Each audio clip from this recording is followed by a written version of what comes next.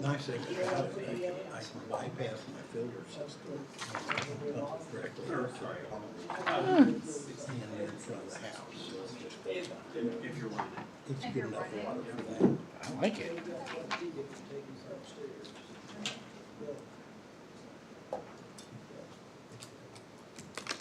How many steps? 160 minutes. You could have done that. Me too. Yeah. I mean, one. Or you said, Oh, yeah, yeah. 882. I'm sure. Pronounced.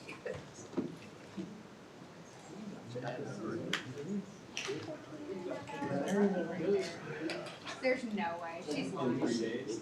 Yeah, no.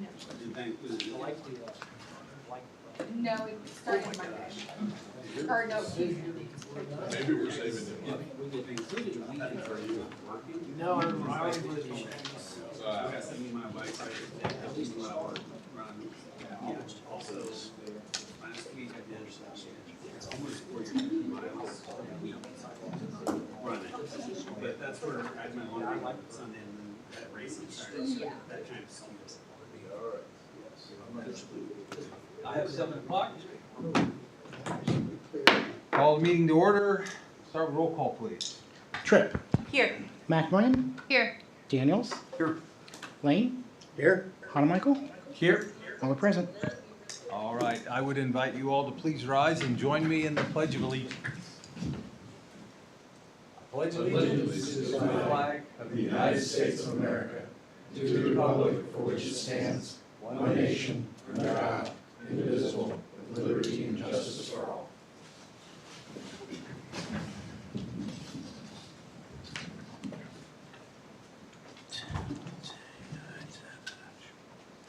All right, our first item tonight is our consent agenda. Tonight on the consent agenda, we have approved the minutes from the April 17th City Council meeting, approved pay ordinance number 996, and approved donation request from Starside Elementary PTA. Is there any item anyone would wish to remove for further discussion? I'll make a motion, we approve the consent agenda. Second? All right, we have a motion and a second. Any discussion of the motion? Roll call, please. McMorran, Yes. Tripp, Yes. Lane, Yes. Daniels, Yes. Hanamichael, Yes. motion carries. All right.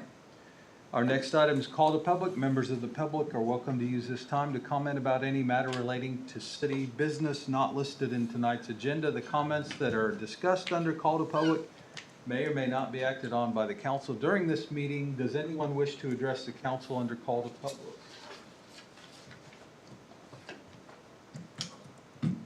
All right. We'll move on. Item 3 is old business. We do not have any, so we'll go to item 4A. Consider Resolution 2063 expressing the city's intent to issue industrial revenue bonds, tax abatement, sales tax exemption, and enter into a pilot agreement for Geiger Ready Mix Company Incorporated. Yes, council, as we've done this before, anytime the city considers a tax abatement, we have to comply with statutory requirement for a cost-benefit analysis. Columbia Capital did that, it's included in the packet, and also hold a public hearing on the abatement. The request is for a 50% tax abatement for a period of 10 years and sales tax exemption on construction materials. Again, this does not have anything other than future tax revenue. This does not involve the city financing or credit rating. Okay. Then I'll stand for questions. Any questions for city attorney? All right. With that, then I will go on to our next element regarding this and open the public hearing for discussion of the economic incentives for Geiger Ready Mix. With that, I declare the public hearing open. Anyone wishing to give comment regarding this item, please come to the podium and state your name and address.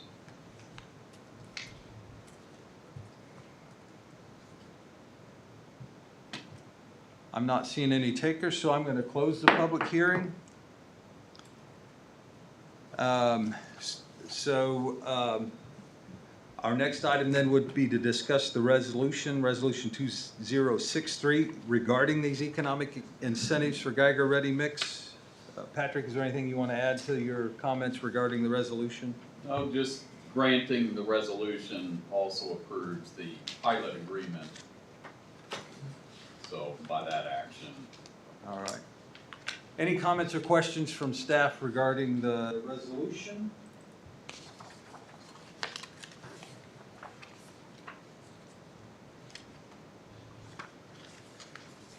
Would someone like to make a motion regarding the resolution? I'll make a motion, we approve resolution 2063, authorizing the tax abatement and approving the pilot agreement and sales tax exemption for construction of materials for Geiger Ready Mix.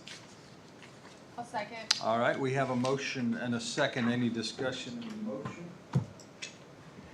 Roll call, please. Hanamichael. Yes. Lane. Yes. Daniels. Yes. McMorran. Yes. Tripp. Yes. Motion carries. All right.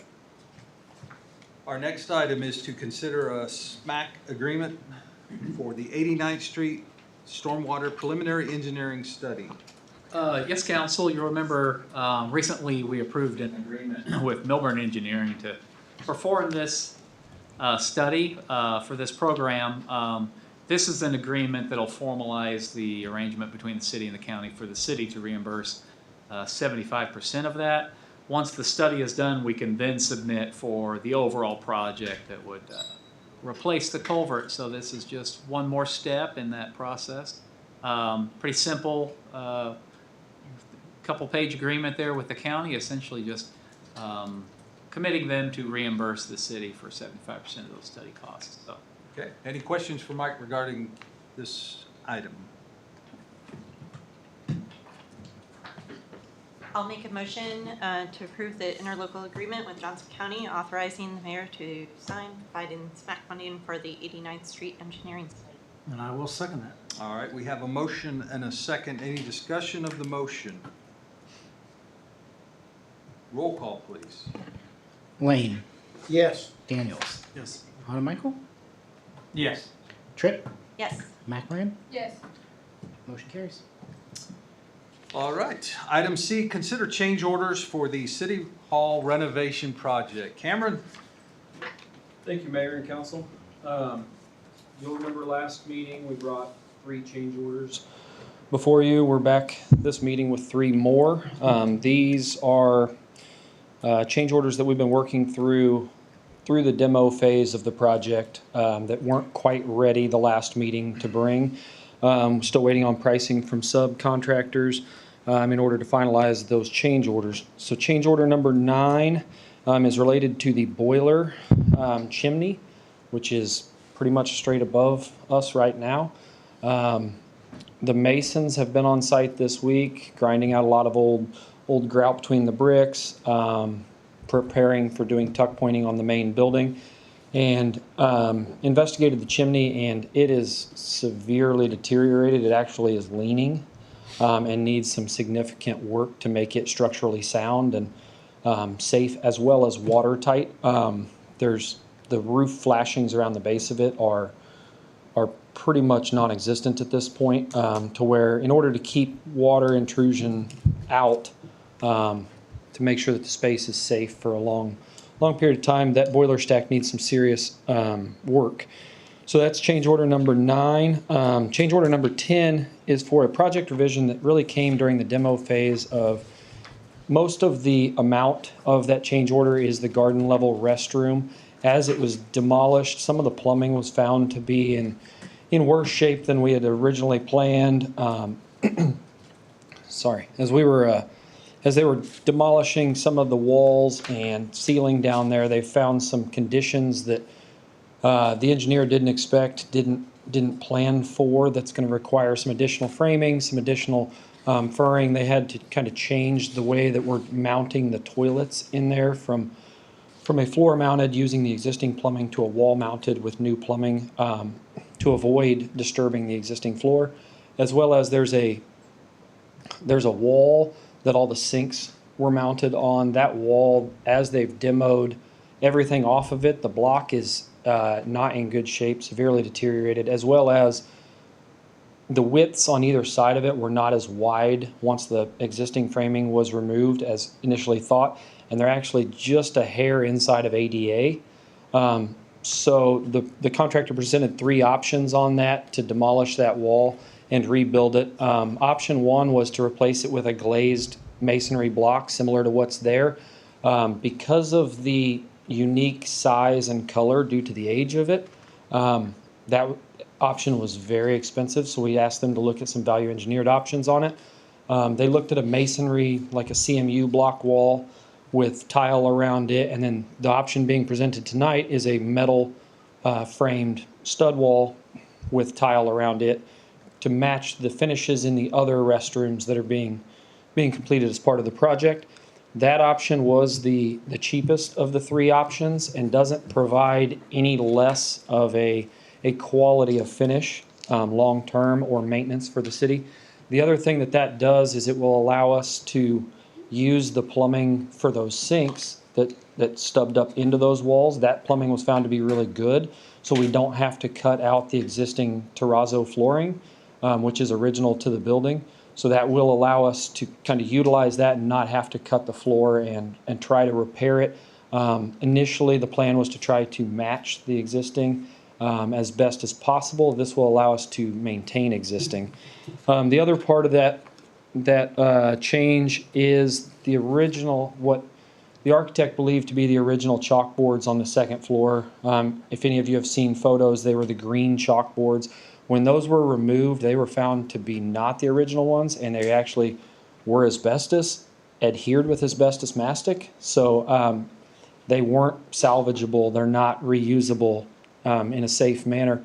The original blackboards to the building when it was built were found behind a couple of them, and they are like a poured product that is actually inset into the plaster, and there's a reason they were covered. Most of them are almost like gravel falling off the wall. They're in very bad shape, not salvageable either. So we had the architect look at, the architectural intent of the finish, trying to save those, and really scaled it back as far as the number of chalkboards being used because they weren't going to be original, but we did have some very large spaces, very large walls that we wanted them to look at to prevent from just having large open space.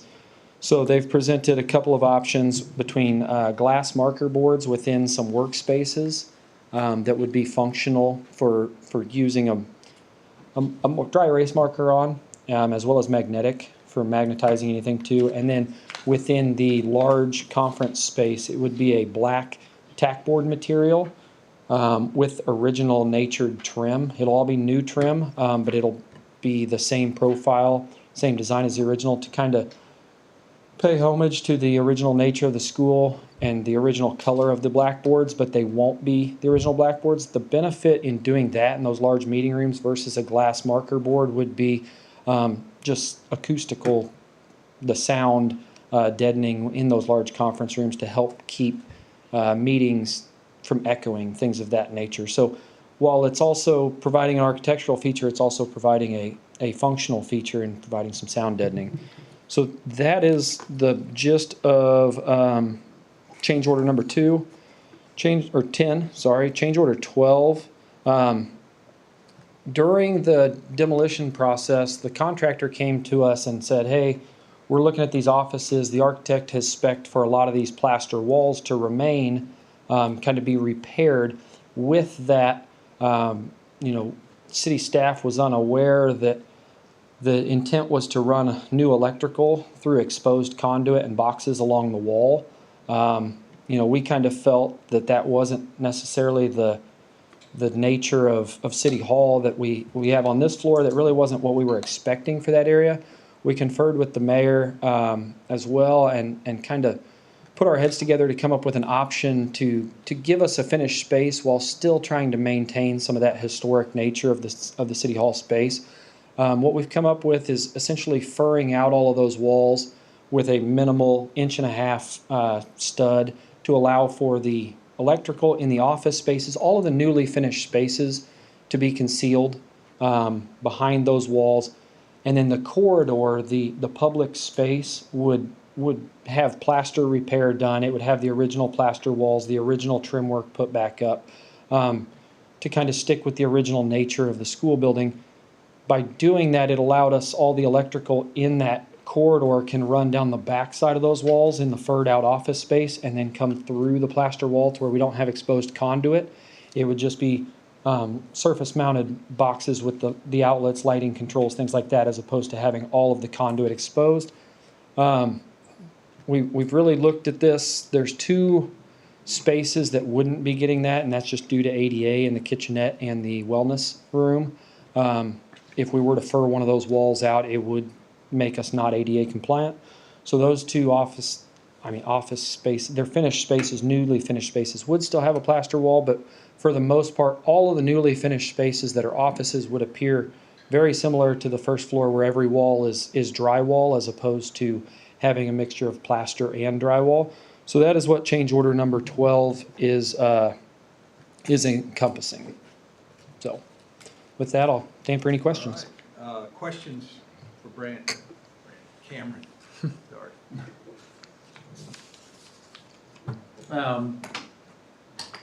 I think this is the nature of the beast when you're dealing with a historic building. Very, very much not uncommon. I think change order 12 probably would be a betterment situation had you looked at that, or whoever looked at that ahead of time, we'd have probably thought we should have done that to begin with, so that probably should have been in budget. And I'm going to admit that I have not looked at the contract, but what is the contingency? The contingency was $320,000, And then where are and we it was so it was 10%. Where are we at in contingency So consumption? with these change orders, if they were approved tonight with the ones from last week, as well as the data drops one that we pulled from last week's agenda, I did receive that back. It is gone down. It's now $8,200 instead of $10,200, so it's about $2,000 less. All encompassing change orders to this date, we would be at $190,000 with a remaining balance of $130,000 in that contingency. And talking with the contractor as well as the architect, this is really the bulk of the change orders that were kind of expected in a 108-year-old building. Once you get past demo, then you probably know what you're changing. Yeah, we're not expecting any major, I don't want to speak out of turn and make promises I can't deliver, but I don't plan on coming to the council every meeting and asking for $80,000 or $90,000, because I know the contingency will be gone very quickly and we're going to have to find other ways to get this project done. That being said, the contractor, architect, as well as city staff team don't foresee any other major changes in that price point that we've looked at the last 2 weeks. Thanks. Is all the demo pretty much close to done at this point? Yeah, so the demolition on the second floor and the garden level is complete. They are actually working towards the build back phase. This week we've been kind of stalled out a little bit, waiting on these change orders to keep moving forward. Just wanting to know one way or another whether the framer needs to go or the electrician needs to go. So yeah, the demolition on those, there is a small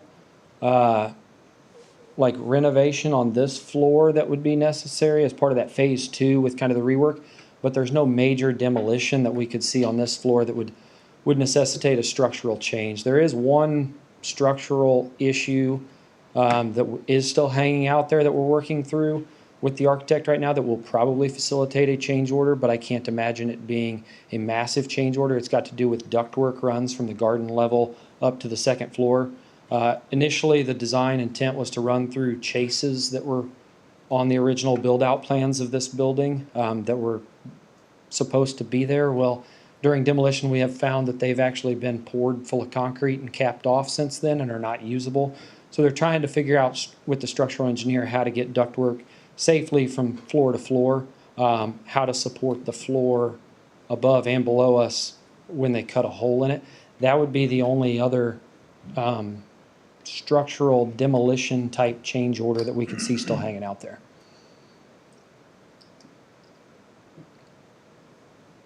Cameron, I was just curious. I toured, I think, last week.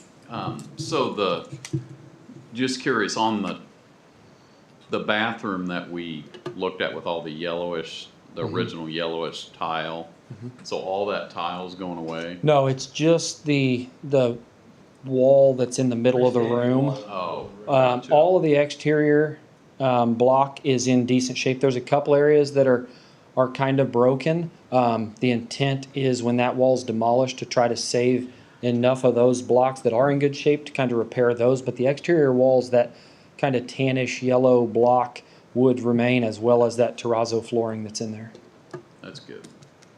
Danny, did you have a question? Yeah, I was going, on the chimney, Mhm.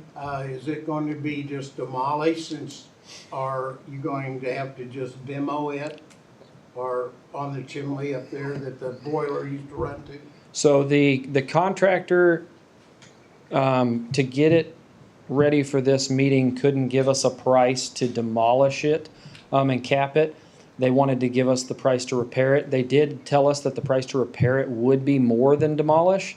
They have committed to me that they would have a bid to me by Monday to demolish, and that it would be, I did hear from them within the last hour that it would be about the same amount, if not the exact same amount, to lower it down to within just a couple of blocks above the roof, cap it, reflash it to where we don't have 12 feet of chimney sticking out, because the chimney was for the boiler and it's no longer in service. It's been decommissioned. So the plan is to cap that completely at the top as opposed to a chimney cap, so we don't have any animal or water intrusion issues in the future. So we are, that is an option to demolish it, but they've told me that the price wise, it'll be the exact same dollar figure to remove it or repair it. They've indicated that it won't be any more than this. This would be the most costly option. And a lot of it they've indicated as well is due to access to that area.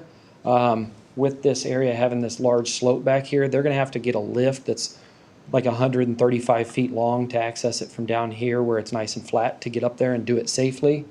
They looked at scaffolding to get up there, but that was going to be a lot more costly and not very time efficient option. They all felt safe and comfortable on the lift, so that's the route that we've proceeded with them. Okay, thank you, Mayor. Sure.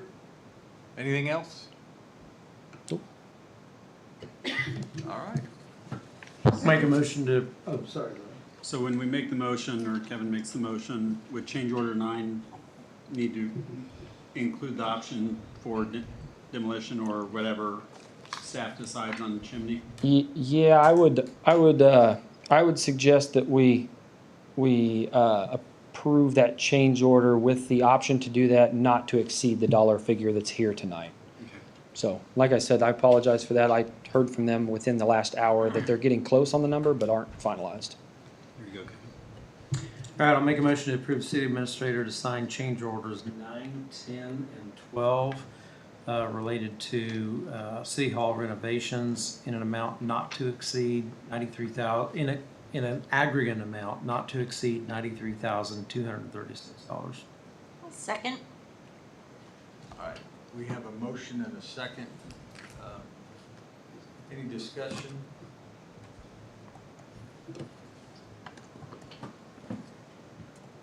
Roll call, please. McMoran, Yes. Daniels, Yes. Hanamichael. Yes. Lane, Yes. Tripp. Yes. Motion carries. Okay. Thank you, council. Thank you, Cameron. Item D, discuss 2026 CDBG project. Thank you, Mayor and Council. It's that time of year that we need to talk about the Community Development Block application. We did get some good news this year. They've divided DeSoto into 7 census tract districts, and they also reduced the percentage, the low to moderate percentage, to 38.9. So that did help quite a bit as well. So now it freed up some areas that we can do projects, and I was really, after our CIP meeting we had a couple of weeks ago, I was really scratching my head thinking we just don't have anything that's going to work. But the next few days later was the Community Development Block Grant meeting where they told us of all these updates to the program, and it freed up a lot of areas that we could do projects. So you can see those are the 7 districts that are now part of DeSoto's census tracts, and 52.02-2 still the Clearview City area. that is still eligible for projects. And then the downtown, the 52.01-5 and then 527.01-2 are the districts that are available for projects. And just talking with Cameron and Joe and Martin about some of the things that we think we need to do, and sidewalks seems to be the big thing. And all our north-south sidewalks, we have Peoria, Shawnee, Delaware, all those streets have some really bad sidewalks that we need to spend some money on. So that was kind of our consensus of city staff that we need to be really looking at as far as making some improvements. So with that, I didn't prepare a detailed description of each one because, I mean, it's like a pick'em almost. You can start anywhere. And so we can choose to kind of follow up a little bit on what we've got for our this year for 2025 for our sidewalk program, which is the east side of Shawnee and then in front of City Hall. We could kind of loop that around up to 83rd Street, or I mean, we could pick Park Street or Perry Street or some of these others that are certainly in pretty bad shape as well. You know, some of the areas now that are a little bit different. We don't have a whole lot of continuous straight shots that are bad. Some pieces are okay. I don't know if it'd be best just to tear them all out and go to the standard 5 feet versus trying to taper them down. Now this does have federal funds, so whatever we put in, we have to meet handicap requirements, so they'll all be 5 feet wide. So that'll be something that we'll need to look at. And there's also probably some ramps that look a little suspect to me, but that can be something we do a little bit more in-depth investigation in the next couple of weeks. I do have scheduled for council public hearing on the 15th on this item, so that's part of the process that we need to go through. Also, as you know, we did declare, I believe, April as Fair Housing Month. Is something also part of the Community Development Block Grant Program. So with that, I will stand for any questions you might have. In the past, we've also done some water line improvements in some of the older parts of DeSoto, which we certainly could look into as well. But right now, the consensus of at least city staff or recommendation of the council is to really focus on some of these sidewalks, especially on the north-south streets that go through downtown, the downtown area. Well, I won't argue that at all. With widening the sidewalks, would right-of-way or easement additional be needed? We've got, the interesting about downtown, you bring that up, is those right-of-ways are really wide. So we've got plenty of room. The only challenge really is some of the steepness of some of the grades that they were designed for 4 feet, and even just pushing them out a foot will probably require some additional dirt work to support that. But other than that, there's room. It's just a matter of, you know, DeSoto's hilly topography. That's the challenge, as always, seems like. But Definitely supportive of this. I mean, it's nice that we now have areas, additional areas that qualify, and I think making our community more walkable and connected for all residents is a important priority. So I think this sounds like a great project to include this year. so for the next meeting, I'll come up with a couple more specific runs that kind of match. We can approve or apply for 100,000, or you can go to 200,000 for 2 years. We've tried the 200,000 a couple times and have never been successful. I think so. I'll just stick with asking for 100,000 and come up with a cost for a section of sidewalk that will probably fit within that, and bring that back for you on the 15th. Okay. Thank you, Brad. All right.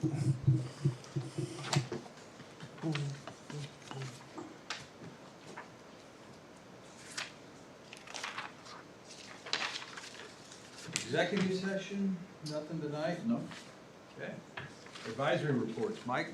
A couple things, council. One reminder, we have on our CIP discussions, we have another workshop scheduled for the 15th. And the way it's looking now is that 15th agenda may be full enough. We want to go ahead and have the work session starting at 6. So if we could just get that on your calendars, Brandon, would it be easiest if we make a motion now to say we would like to have that Save an email. work session? Yeah. We could start it at 6 and then start the regular meeting at 7:30. That seems to work pretty well. If everybody's, Did you say motion or email, Brandon? A motion's easier, that way I don't have to Okay. email people. I'll make a motion that we approve a work session, May 15th, starting at 6 o'clock. Do we want to go to 7 or 7:30? 7, let's go to 7. Till 7 o'clock? I'll second. All right, we have a motion and a second. All in favor, say aye. Aye. All opposed, same sign. Okay. Thank you very much for that. The other thing, so on May 15th, we'll have the consultant in here to present to you the Southwest Growth Area Plan.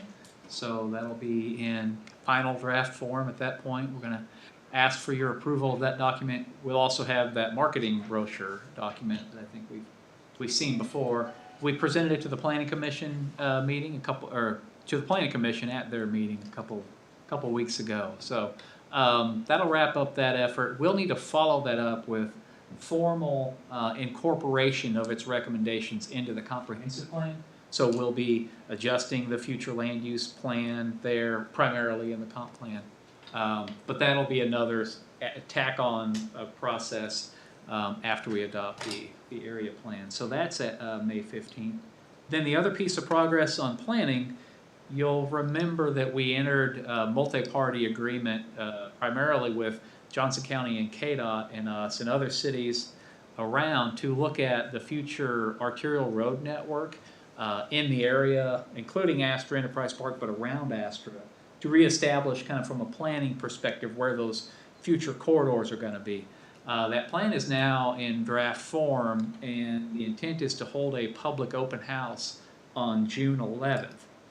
That's a Wednesday, so that'll be here in the community center gym. I think there might be quite a turnout for that. So mark that on your calendars. More detail later. Probably won't start before 5:30, maybe 6. So I'll get a reminder out about that as we firm up the time for that. Yeah, and that was it. Those were my reminders. Thank you, Mike. Thank you. Patrick, anything? Nothing for me. All right. Brad, anything for the group tonight? Nothing, Mayor, thank you. Thank you.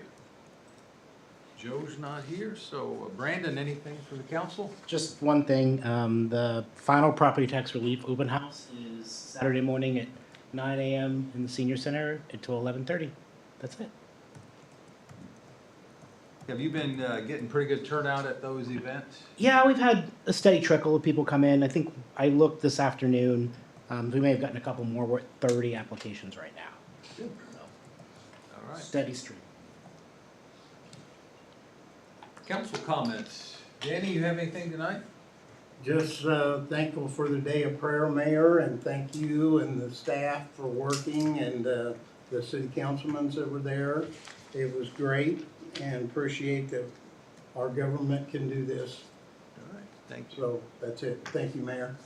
Victoria? Nothing for me. Rob? Not tonight. Courtney? My house is under contract, so pending everything going smoothly, my next meeting will be my last meeting with this governing body.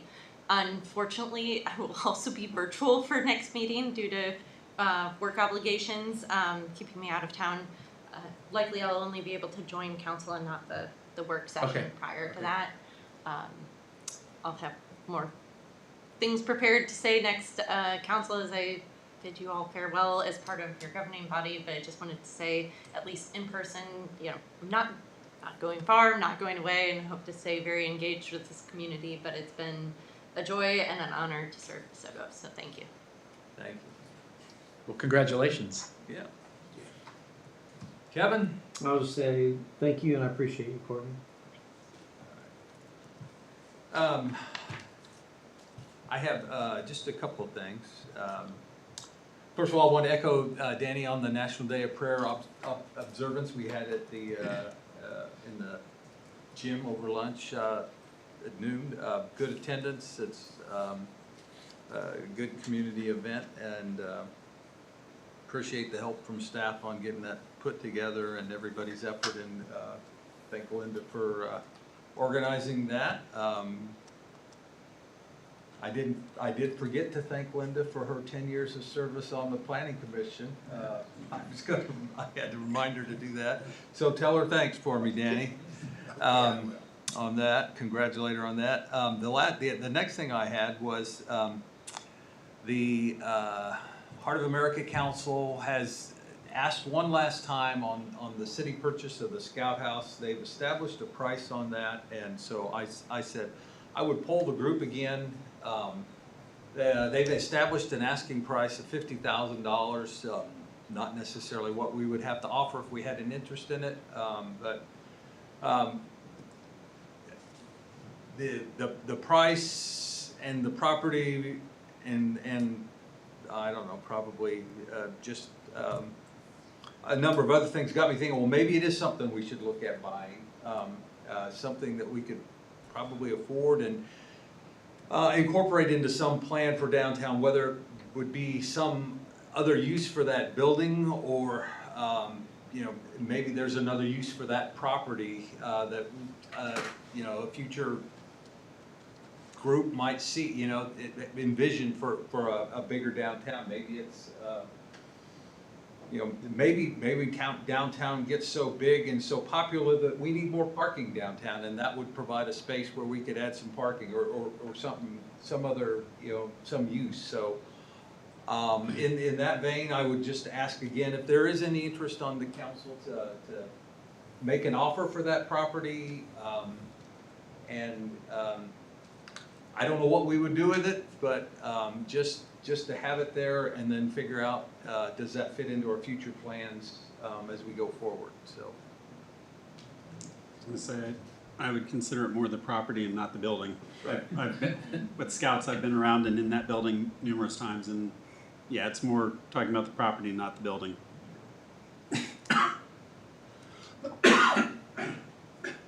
Dan? Yeah, You- I okay. feel the same way. Okay.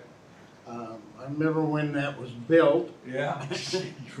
and some of the citizens of our community helped build that. As a matter of fact, the masonry work when the block was done by the same ones that did some of the work on our church, the Baptist church, and back then. But yes, I would like to see the property like Rob make an offer. Is that something we would go into executive session for if we wanted to discuss that offer amount?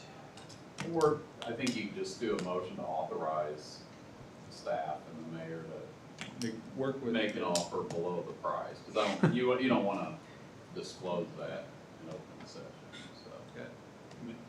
Make a motion to negotiate it. Just leave it, negotiate. I'll second it. Just say, yeah. All right, we have a Was motion. that the motion? Okay, we'll do it formally. All right. Well, we got a motion and a second, right? Well, officially want a motion, but yeah. So Well, then I'll motion withdraw my to- second. Make a motion to authorize the mayor and staff to negotiate a fair price for interest in this Scout House property. I'll also second. All right, we have a motion and a second. Roll call, please. We'll do a roll call. Just hold on, play catch up here. All right. All right, there we go. Lane, Yes. Hanamichael, Yes. Daniels, Yes. McMoran, Yes. Tripp. Yes. Motion carries. All right. We'll need to bring back a formal contract and purpose, but Yeah. hopefully we can arrive at a price. Authorizing purchase, it was Yeah. authorizing negotiations. You're right. You know, I think we've got in our CIP plan for, you know, an update to the downtown Right. master plan. If we sit on the property and we decide it doesn't fit, we can always put it back on the market. Exactly, right. That's my thought. Yeah. And so then the last item, just to echo Kevin, I've appreciated you being on the council. I'm looking, I'll be sad to see you go. I'm happy that you have found your space for you and your horse I wish it was in DeSoto City limits. But, thank you for your service. And, I'm done with that, so. Make a motion to adjourn. Second. All in favor, say aye. Aye. All opposed, we're adjourned.